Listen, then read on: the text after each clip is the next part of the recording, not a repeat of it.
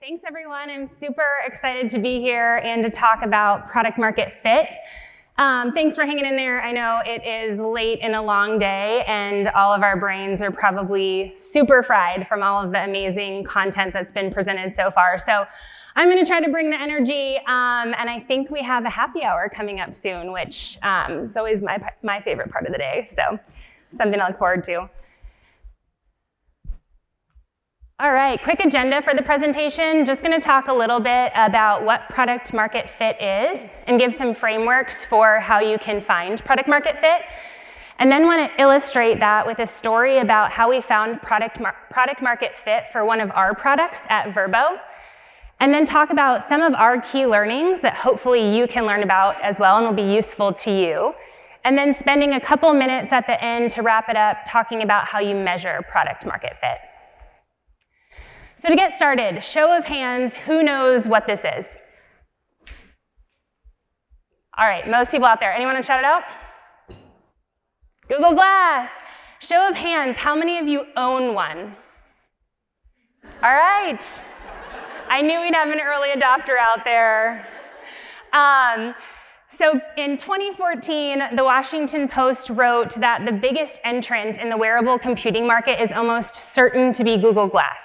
It's a safe bet that if Google Glass is cool enough for the runway models of DVF and the fashion spreads of Vogue, it's also cool enough for the mainstream tech consumer. I don't think it's probably cool enough for the mainstream tech consumer, because I think we probably have a lot of those in the audience. But multiple sources predicted that Google Glass was going to be a $10.5 billion market opportunity by the end of 2018. And rumors have it that they actually stopped production after reaching only 6 figures in sales. And so, no offense to you if you work for Google out there, obviously amazing company. But when it comes to Google Glass, it just really wasn't hitting the mark for mainstream consumers. They had a lot of issues around privacy, and a lot of them just didn't really feel the need to walk around with a phone on their face.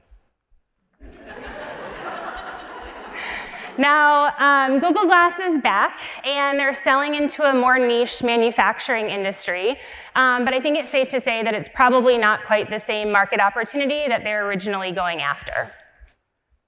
Any Segway owners out there? No? I actually have a colleague or two that own a Segway.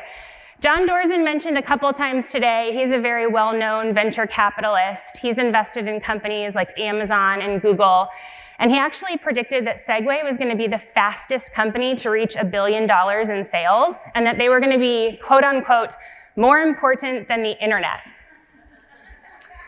Now, instead, Segway found some niche markets with mall cops and nerdy tourists like myself in 2013.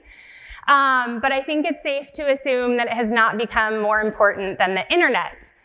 Why? There's a bunch of reasons, but some of them are just that Segways are heavy and bulky, and people couldn't carry them upstairs. They didn't really know where to park them. There were regulatory concerns. And then as a side note, I had to dig through like the depths of Facebook to find this photo of myself from 2013, but I was really pleased when I did, and the caption said, "Impossible to look cool on a Segway," because I felt like it just further validated my point. So why aren't consumers buying Google Glass or Segways, but they are buying Warby Parker glasses or Bonobos pants, or they're watching Netflix? Probably guessed it based on this presentation, but the answer is product market fit, which is really the degree to which a product satisfies a strong market demand. So we know that Google and Segway, I'm sure, had the absolute best of intentions, but how do you actually really find product market fit?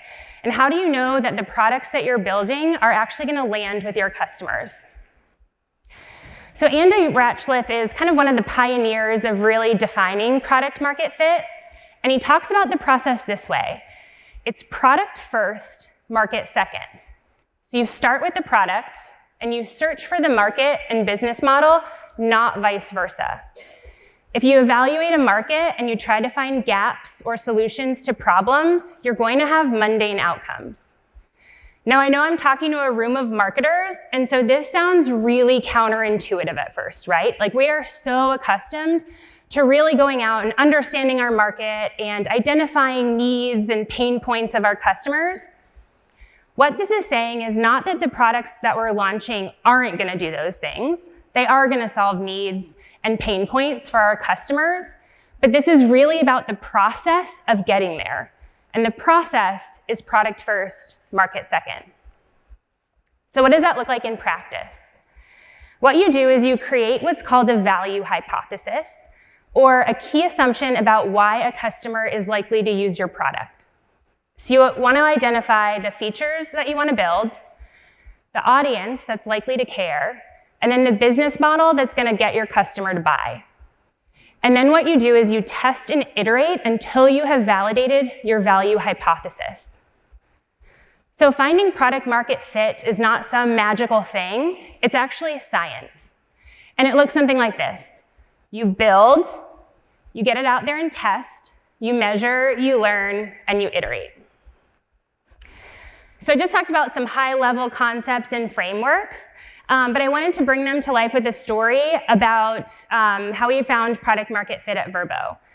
Because we launched a product last year that literally would have bombed with our customers, totally bombed, had we not come in at the right time and assessed product market fit and implemented some of these frameworks and made some really critical changes. So for those of you who aren't as familiar with Vrbo, or we're formerly called HomeAway, or VRBO, we are a vacation rental marketplace, and we were purchased by Expedia in 2015. And for online marketplaces, where your listing, or in this case, where your property shows up in search results to travelers is super important to your business. It impacts how much visibility you get and literally how much money you make. There is a direct correlation to where your property shows up, how high it shows up in search results, and how much revenue you make. And Expedia is an online marketplace, and so it works similarly on their site as well. So now a lot of our senior leadership and our product leadership had come from Expedia, and Expedia has a product called Accelerator. And what it does is it allows our hotel or supply partners to pay an additional commission to Expedia in order to bump themselves up in search positions on certain days when they most want to get booked. And now Accelerator works incredibly well for Expedia. There is an obvious monetization component. It is literally directly impacting their bottom line. And our hotel partners love it. Like, they can have control over their search position, they can bump themselves up, and they're getting more bookings. So naturally, like any good-minded business people, our leadership said, hey, this product is driving money for the business, there is clear customer value, and Expedia and Vrbo have really similar business models. So we should launch Accelerator on Vrbo. Like, what could possibly go wrong?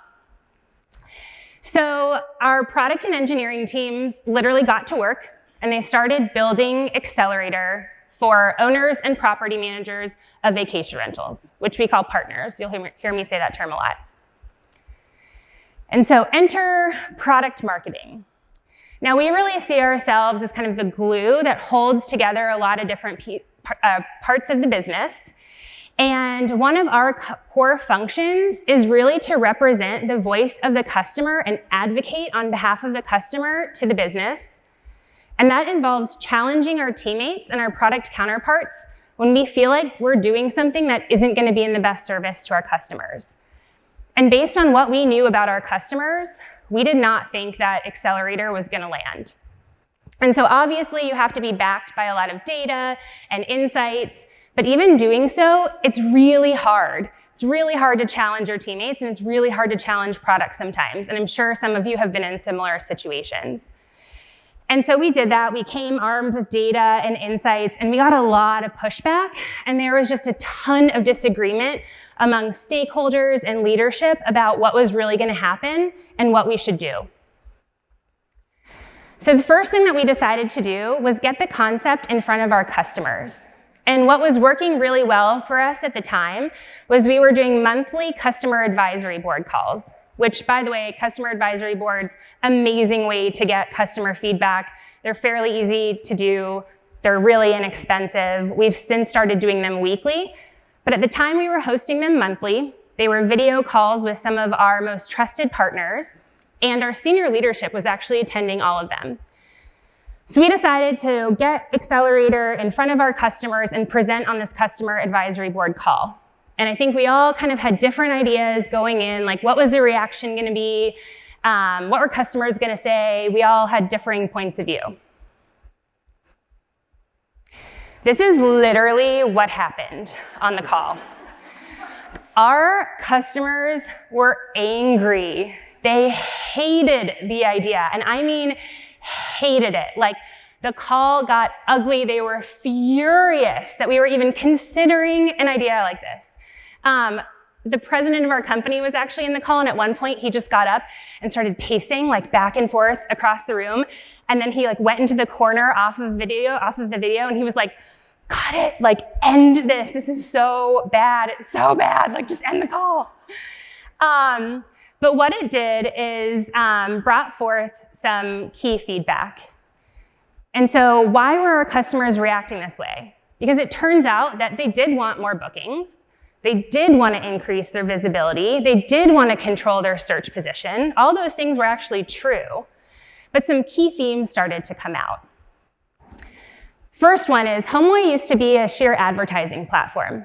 So partners would just pay a subscription to list on our site, and based on how much they paid, that was how high up they were in search results. Well, we had shifted over to a marketplace model a few years before, and in that model, partners had to earn their ranking. They had to be really good marketplace participants, get good reviews, accept a lot of bookings, and earn their spot in ranking. And our partners just felt like this was a huge step backwards. This was going against everything that we had just coached them on. And it was going back to a pay-for-play type model. The second thing that came out was that we had increased the price of our subscription fee the year before, so the cost to them of listing on our platform. They were looking at that price increase and this commission aspect of Accelerator, and they were just saying, this is way too much. You guys are being so greedy. We can't believe you would do this. A couple years ago, we had launched a product called Ranking Metrics, which was designed to help give our partners some data and insights about how they could improve their performance on our site. And when we first launched that product, it had some data issues. Those data issues had since been fixed, but partners brought up, like, if I couldn't trust your Ranking Metrics product, how am I going to trust Accelerator when it's a product that's tied to ranking? Good point. And then our homeowners felt like our property managers just had totally had an unfair advantage. Like, they were more business oriented, they had marketing budgets, and they'd be able to just spend tons of money to consistently bump up their properties over our individual homeowners. And so what this customer advisory board did was not only surface some key pain points, but it really got our internal team aligned around the fact that, like, we have to go back to the drawing board. We cannot launch Accelerator as it is, and we need to take a step back. And that's what we did. So we got together and we went back to the drawing board and we did a ton of brainstorming. And we brainstormed all these different ways that we could change or tweak Accelerator into something else. So for example, do we keep Accelerator as it is, but do we put some guardrails around it so people can't abuse it or use it too much? Do we abandon the concept of ranking and actually just sell featured listings on our site? So just spots on the page that partners can buy to advertise their listing, but we're walking away from the whole ranking component. Do we replace the commission aspect of Accelerator with a rewards-based points program? So instead of paying commission, partners could earn points and then use those points to move themselves up in search position. Or do we have our partners cover the fees that the traveler pays in order to move themselves up? So maybe they feel like they're at least, giving their money towards the travelers versus directly to Vrbo. These were some of the top ideas that bubbled up, and then we went out and we did a ton of research. We invested really, really heavily in research for a couple months. We wanted to understand what was our partners' experience like listing on our site. We wanted to validate some of those key pain points that came out in the customer advisory board call. We wanted to ask partners how would they solution for this? What are some of the ideas that they had? And then we wanted to test their reactions to some of those top 4 ideas that kind of came out of our brainstorm. So we did more customer advisory board meetings with different customers. We went out and did tons of focus groups in multiple cities. We literally got on the phone and called customers one-on-one and had conversations with them. And we did a ton of research studies in our UX lab to really get a ton of different viewpoints across the market.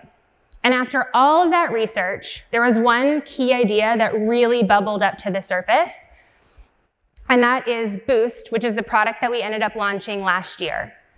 And this is a play on that points-based system where we replaced the commission aspect of Accelerator with points. And so how it works is a partner earns what we call power-ups every time they get a booking on our site. Then they redeem those power-ups to boost their search position on the days when they want to get a booking. Why did Boost work? First one, probably most obviously, is it was free. Partners didn't have to spend any more money, which was a huge win. The second thing is that we could prove that our ranking system worked at no risk to the partner. So where they maybe had some trust issues before with our ranking system or with ranking metrics, this product could prove to them that our ranking system worked and they weren't out of pocket for anything. The third thing is that we initially targeted a specific customer segment. So Accelerator was meant for everyone. And there were going to be certain people in our marketplace that wouldn't have truly benefited from it, and there were concerns around fairness.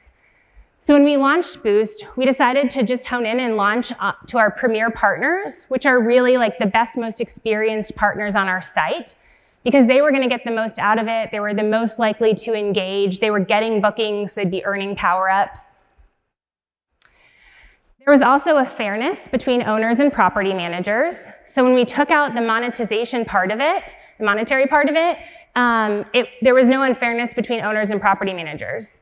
How many power-ups you got was just based on the sheer number of bookings that you got on our site. We also created a lot of surprise and delight with our partners by rewarding partnerships. And I'll talk about this a little bit more on the next slide. And then lastly, and probably most interestingly to me, is that we found a different, more impactful way to drive business value. So sure, we took out the additional commission aspect, but what we found is that our partners were super incentivized to earn power-ups on our site. They really wanted them. And so they were actually more likely to accept booking requests, less likely to cancel on partners. And these metrics actually drive a ton of value for our business in a marketplace. So we launched Boost at our partner summit. We actually launched the beta of it in very late of 2018, and it was a huge hit. Partners think that it's really relevant to their business. We've seen engagement continually grow. There was a huge surprise and delight element to it. Literally at our partner summit, partners were logging into their account and they'd be like, oh my gosh, I have 1,200 power-ups in my account. This is amazing. And I wanted to be like, you had no idea what a power-up was an hour ago, but like, I'm really glad you're excited about it. And then it also, we heard from partners anecdotally things like, I'm gonna have to rethink listing on other sites because there's extra value to me in getting bookings on your site because I'm earning these power-ups and they have value to me. So it actually ended up being a huge hit and a big surprise and delight for our customers. So I wanted to kind of highlight some of our top learnings in the hopes that they're something that are gonna help you in the future too.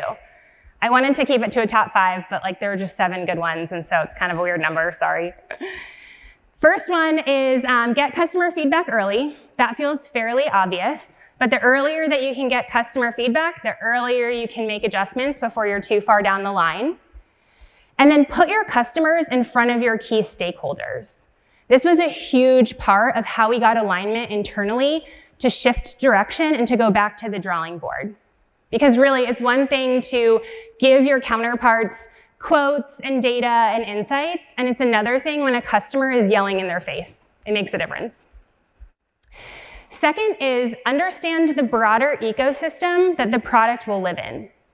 So when we were thinking about launching Accelerator, we weren't considering the fact that we had increased our subscription fee the year before, or that a couple years ago, ranking metrics had some data that was kind of wrong.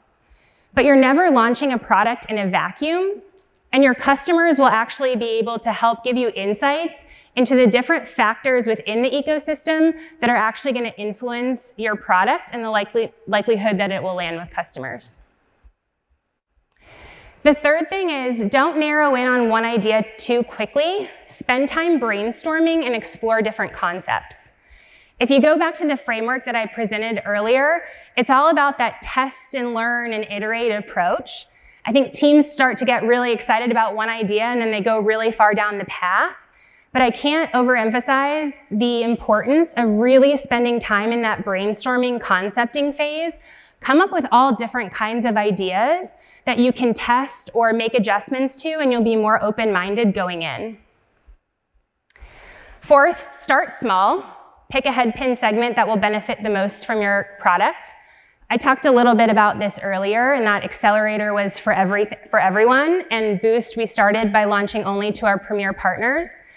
Don't try to boil the ocean. It's going to be a lot harder to find product market fit if you're trying to make a product for everyone. If Google Glass had started by going after the manufacturing industry, things might look a little bit different today.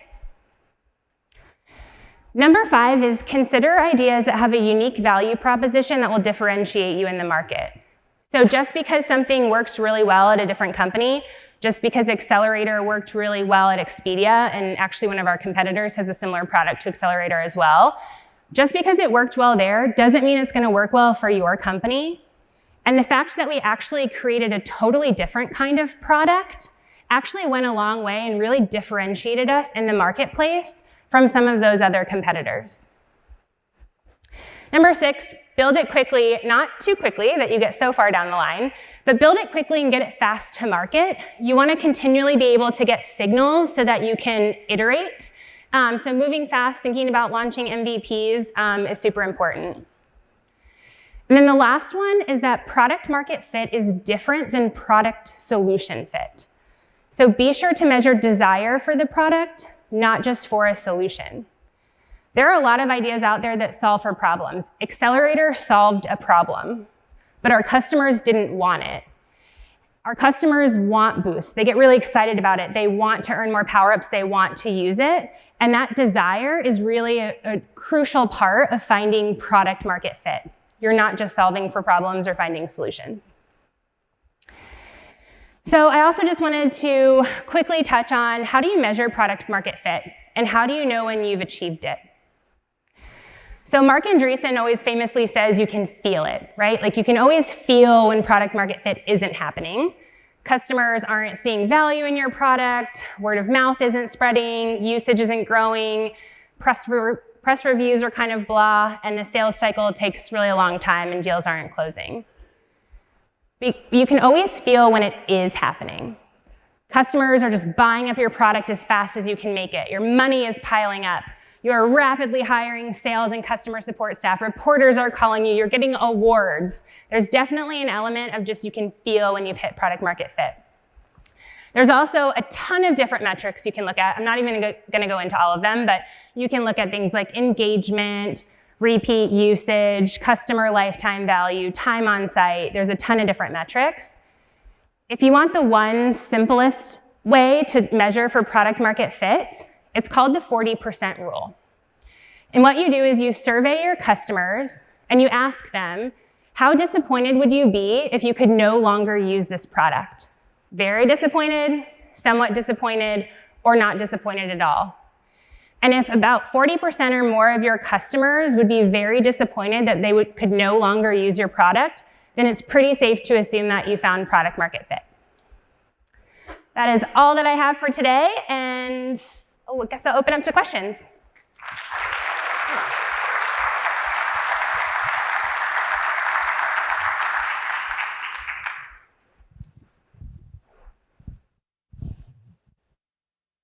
Just wanted to know if you could expand on the difference between product market fit and product solution fit. Yeah. So think about it as customers have, and it's a little bit of nuance because sometimes you're launching something that has product market fit and it is solving for a problem. But oftentimes we look and we start with a solution and it's just, you're creating something that is just solving for a pain point. That doesn't necessarily mean that product market fit is gonna happen. And it kind of goes back to a little bit of that, like, customers have to want it and desire it, rather than like, well, it just solved a problem for me, so okay, fine. Maybe it's like more of a micro optimization, or you fixed one part of the product experience, like, great, maybe some of that is hygiene or should have been fixed in the first place. There are times when products are gonna solve for a problem and you do have product market fit, but it kind of goes back to some of that like real desire for it, not just that, you know, you solved for a pain point necessarily.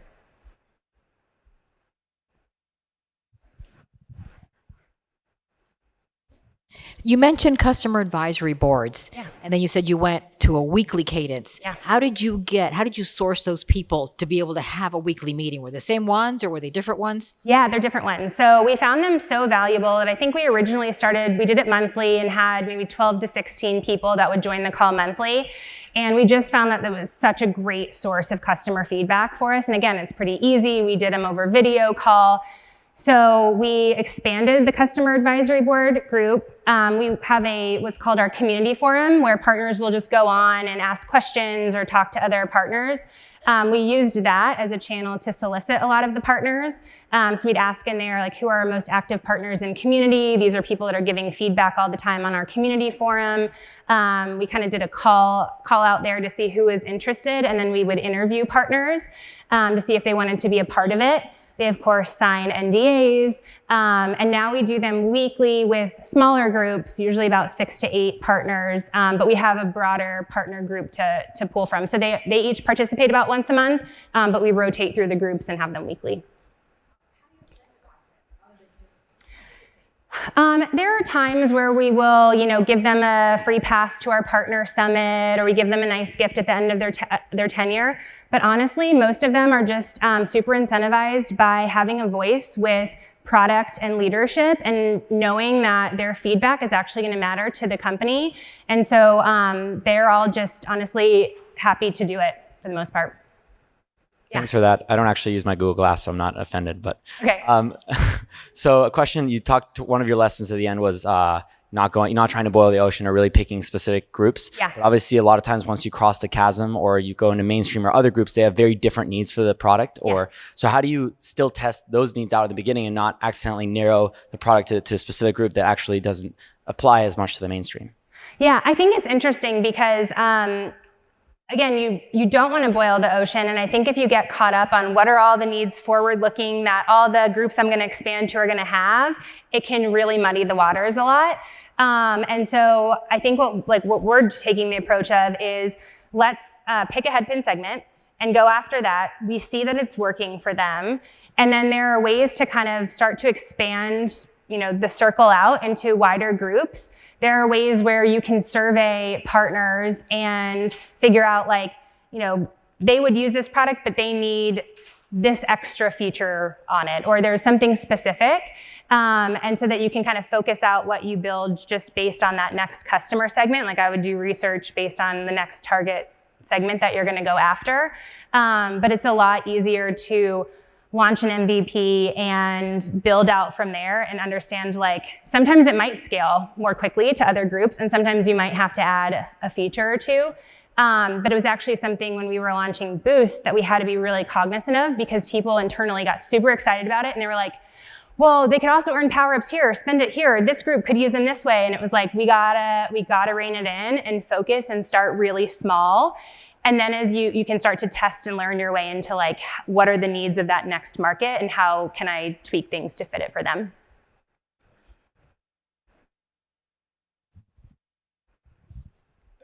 With regard with the complexity from a user standpoint, and not being from the industry, I've got these 2 brands, VRBO, sorry for my pronunciation, and also you have also HomeAway. Yes. How do you deal with that? That's a complexity. How do you deal with that for your roadmap on differentiate, how you go after the market? Can you explain a little bit how you look at those 2 things? Because from a user standpoint, it's very it could be confusing because you don't understand all the differences, at a high level when you want to just use the service. Do you mean between HomeAway and VRBO or Verbo specifically? Yeah, we do. Yeah, it's probably the most complicated on the branding aspect of it. The two apps are actually the same. So if you go onto HomeAway to book a vacation rental or you go onto Verbo to book a vacation rental, it's actually the same. If you're an owner and you list your property on HomeAway, we put it on Verbo. So from a user standpoint, it's probably more just around the complexity with like branding and managing multiple brands, more so than products. The product offering is the same on both sites. One more question? I don't know. So I was thinking about the two examples that you used, the Segway and Google Glass. And I was thinking about the fact that in both of those cases, a huge part of what caused the failure of those products was almost anti-influencers. We live in an influencer economy, and no offense, but obviously the Google Glass users became known as glass holes really quickly. And nobody looked cool riding a Segway. They became associated with tourists, who are the least cool people in any city, as we all know. And so what do you feel is the role of kind of this new influencer economy in terms of figuring out product market fit and in terms of figuring out that first initial customer that you're going to roll it out to? Because the way I see it, that makes all the difference. Yeah, I think that's a great point. It's a little different when we're talking on our side, on like the partner side, because we don't typically have like the traditional influencer market for like a big consumer product that a consumer product might. But I think your point is great. And the way that we thought about it is, so we did the beta launch of our product at our partner summit, which had about 600 partners. A good chunk of them were our premier partners, but a chunk of them weren't. And so we decided we were going to make this a big product launch and a big product announcement, but we were actually going to give it to everyone in the audience, not just our premier partners. So it created this huge surprise and delight for everyone there. Literally, my boss was on stage like being Oprah, being like, you get power-ups and you get power-ups, and everyone was super excited. But it created a lot of great energy from the beginning, and we wanted to make sure that no one at that event was walking away with a sour taste in their mouth because they didn't get the product. And so I think that there are places like our partner community where word does spread. And that initial launch was super important in generating a ton of excitement from our partners that then will spread out and other partners start hearing about this cool new product that launched at Partner Summit and they want in on it. So I think that initial way that you launch it is super important, and what your message is to those initial customers is super important. One more question. You mentioned that you didn't incentivize the advisory boards, but did you ever think of essentially you created a loyalty program. Did you ever think about using the power-ups to grow a loyalty program? So incentivizing things like an advisory board or other sort of loyalty activities? Yeah, I think the really exciting thing that came out of this is the potential that power-ups can have in our marketplace. And this kind of goes back to where we had to temper down excitement because everyone at the company was like, we can give away power-ups because this partner is on the customer advisory board, or we should be giving away power-ups because this partner got great reviews, or this partner renewed their subscription. And so we had to like kind of tone it down, and we have to be strategic about what are the best ways that we introduce more power-ups into the market. But absolutely, like it's a great tool to incentivize good behavior, and there's a lot of different behaviors that we can incentivize and reward. And so I wouldn't call it like a true loyalty program, but it absolutely has elements of that when we think about all of the different actions that we could be incentivizing or rewarding in our marketplace. The long-term impact of it can be really huge. For the happy hour? Yes, I'll definitely be here for happy hour. So if you have Love to chat. any more questions, you can talk to Shannon at the happy hour. Great. Awesome. Thank you very much.